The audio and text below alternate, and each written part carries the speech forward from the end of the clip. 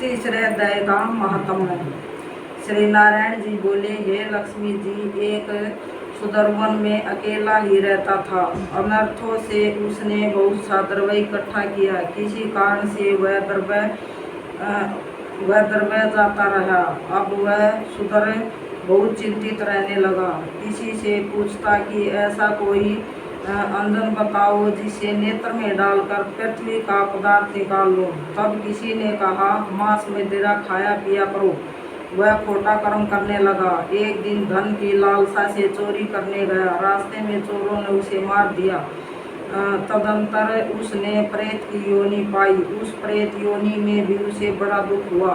एक वट वृक्ष पर रात दिन चिल्लाया करता था कि कोई ऐसा भी है जो मुझे इस अपम देह से छुड़वाए। कुछ समय बाद सुधर की स्त्री ने पुत्र जन्मा। जब उसका पुत्र बड़ा हुआ तो एक दिन अपनी माता से उसने पूछा, मेरे पिता क्या करते थे और उनका देहांत किस प्रकार हुआ था।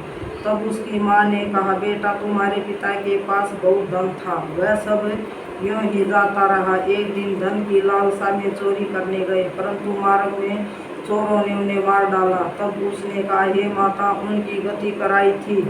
तब माता ने कहा, नहीं। फिर उसने कहा, हे माता, उनकी गति करानी चाहिए।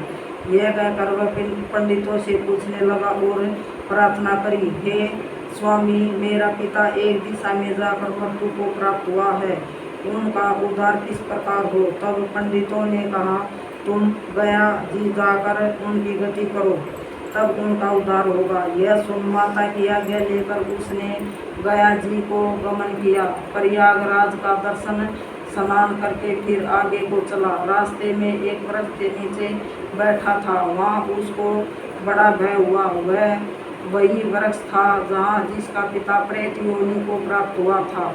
उसी जगह में चोरों ने उसको मारा था। तब उस बालक ने अपना गुरु मंत्र पढ़ा। उसका एक और भी नियम था, वह एक अध्याय श्री गीता जी का भी नित्य पाठ किया करता था। उस दिन उसने श्री गीता जी के तीसरे अध्याय का पाठ उस वृक्ष के नीचे बैठकर किया। वह उसके पिता ने प्रेत योनि में सुनकर उसकी प्रेत देह छूट गई, देव देही पाई।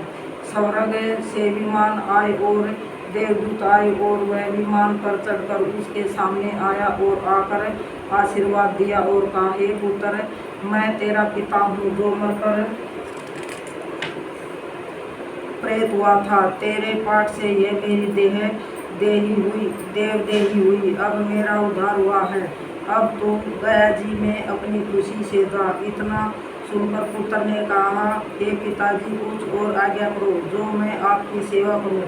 तब उस देवदेही ने कहा, देख, मेरी 7 पीढ़ियां पितर नरक में पड़ी हैं, बड़ी दुखी हैं। अब तू श्री गीता जी के तीसरे अध्याय का पाठ करके उनको इस दुख से मुक्ति प्रदान कर। इतना वचन कहकर वह देवदेही स्वर्ग हो गई।